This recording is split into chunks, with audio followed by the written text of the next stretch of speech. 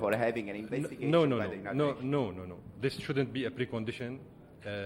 It's not because I am saying that. It's because we asked for that from the beginning, and the Secretary General denied it from the first day. When we came to him 18 hours after the use of chemical weapons in Khan al-Asal and asked him to help us, to assist us in investigating what happened in Khan al-Asal, we asked him ostensibly, literally, to help us identifying who did it. And he said no.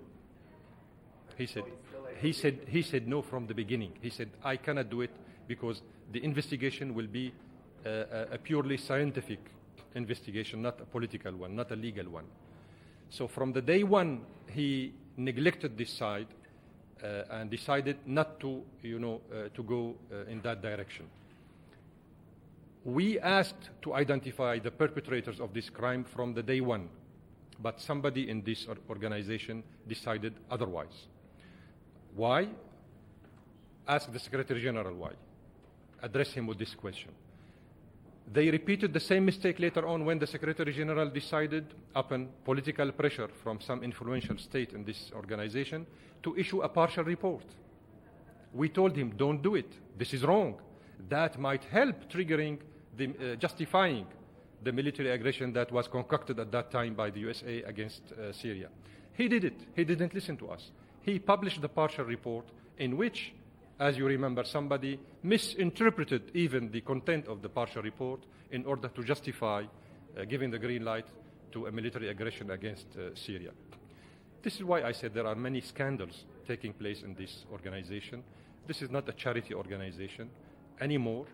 They destroyed Iraq with lies. They destroyed Libya with lies. They destroyed many countries based on lies and truth. So you would not trust the UN to do an investigation on the perpetrators of those attacks? They cannot do it because somebody would object to that.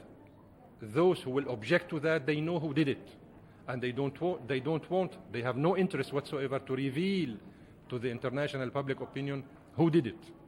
They need this confusion surrounding all the investigation in order to keep the Syrian government under pressure. Thank you so much.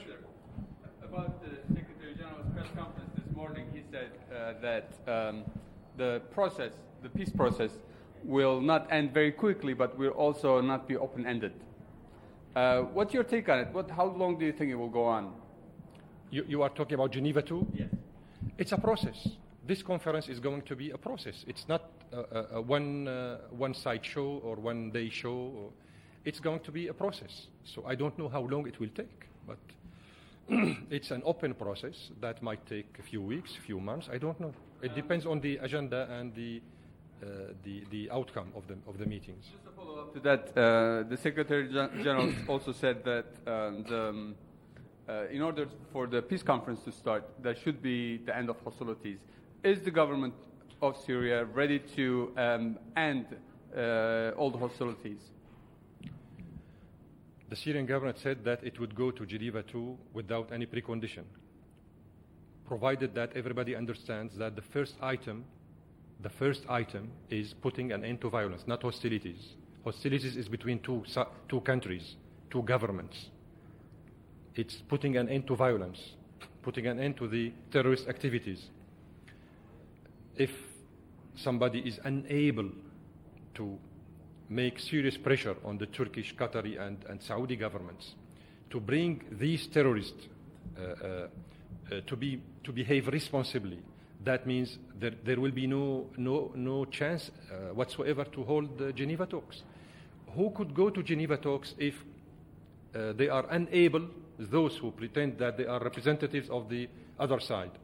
How could they go to Geneva while they are unable to make serious pressure on these terrorist groups on the ground in order to put an end to the violence? Something is wrong in the calculations of this side or that side. Till now, just for your kind information, till this very moment, we don't know who would sit on the other side because they are unable to gather themselves in one delegation. And you know that. Thank you so much.